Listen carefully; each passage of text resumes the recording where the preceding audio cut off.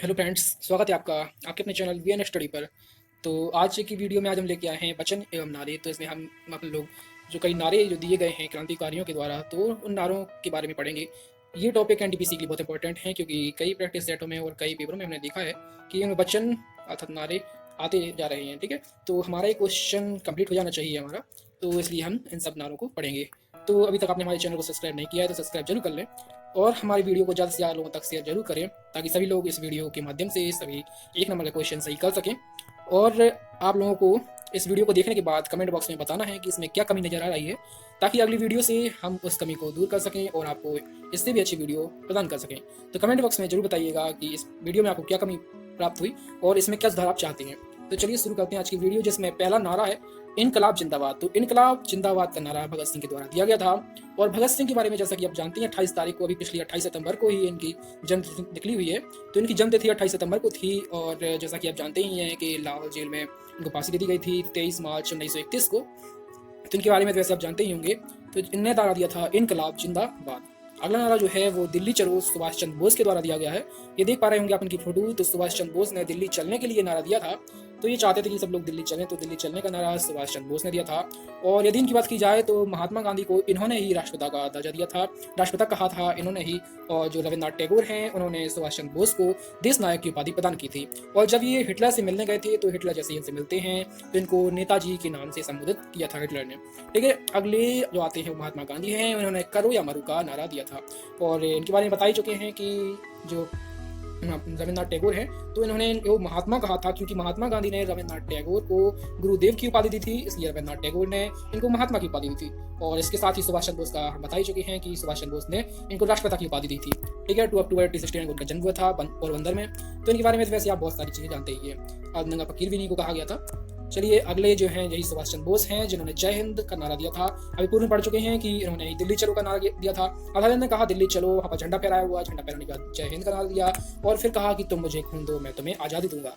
तो इनका नारा ही ये तीसरा भी था। तो तीनों नारे हो चुके हैं, दिल्ली चलो, जय हिंद, और तीसरा है तुम मुझे खून दो मैं तुम्हें आज़ादी दूंगा। ठीक है, इसके बाद आते हैं जवाहरलाल नेहरू। जवाहरलाल नेहरू के बारे में आप जानते हैं, ये अपने पहले प्रधानमंत्री रह चुके हैं। तो पहले प्रधानमंत्री जवाहरलाल नेहरू ने पूर्ण स्वराज नारा दिया था। ये पूरी तरह से स्वराज चाहते थे उस समय, क्योंकि आधे स्वराज में हम रह रहे थे, जो जीवन हम लोग व्यतीत कर रहे थे वो बहुत ही बदतर था। और इसके पश्चात आते हैं भारतेंदु हरिश्चंद्र, जो कि आधुनिक हिंदी के जन्मदाता कहे जाते हैं। इन्होंने नारा दिया था हिंदी हिंदू हिंदुस्तान। ठीक है, इसके बाद जो आते हैं वेदों की ओर लौटने के लिए कहा था स्वामी दयानंद सरस्वती जी ने। तो जैसे कि हम जानते हैं 4 वेद हैं, ऋग्वेद, यजुर्वेद, सामवेद और अथर्ववेद। जो दारुल आदि जो चीजें हैं वो अथर्ववेद में लिखी हुई हैं। तो ये वेद हम लोग जैसे कि बोलते जा रहे हैं, इसलिए वेदों की ओर लौटने के लिए स्वामी दयानंद सरस्वती जी ने कहा था, ताकि सभी लोग उन वेदों का ज्ञान फिर से प्राप्त कर सकें।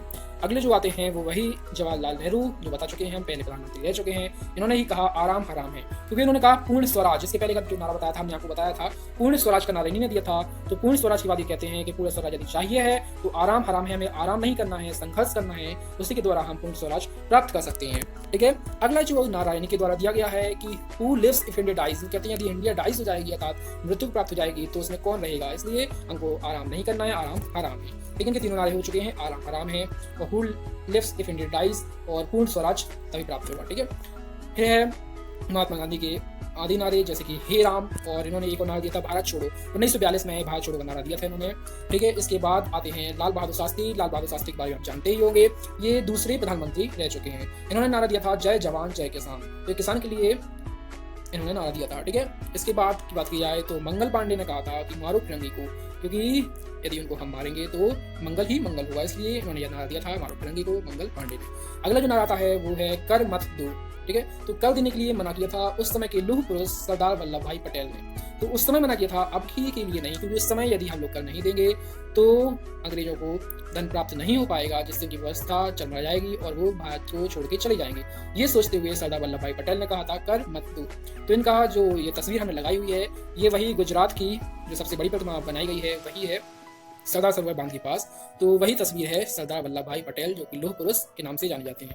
ठीक है, अगले वही हैं भगत सिंह, जो इनकलाब जिंदाबाद का नारा बता चुके हैं पहले नंबर पे। इन्होंने दूसरा नारा दिया था साम्राज्यवाद का नाश हो, अर्थात जो अंग्रेज साम्राज्य फैलाए हुए हैं उसका नाश होना चाहिए। तो ये भगत सिंह ने कहा था। इसके बाद का नारा आता है बाल गंगाधर तिलक का स्वराज हमारा जन्मसिद्ध अधिकार है। ये तो आपको याद होगा, मतलब बालक भी जैसे बाल से यदि हम लोग लें एक याद करने के लिए, तो बालक भी कहता है कि स्वराज्य जो है ये हमारा जन्मसिद्ध अधिकार है।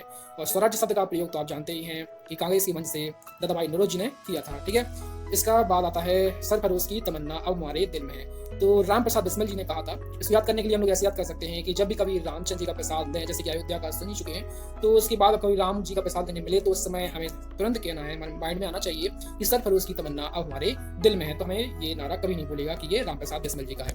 अगले नारे की बात की जाए तो इकबाल जी ने दिया है सारे जहां से अच्छा हिंदुस्तान हमारा। ये उन्होंने गाया भी है गीत, तो सारे जहां से अच्छा हिंदुस्तान हमारा।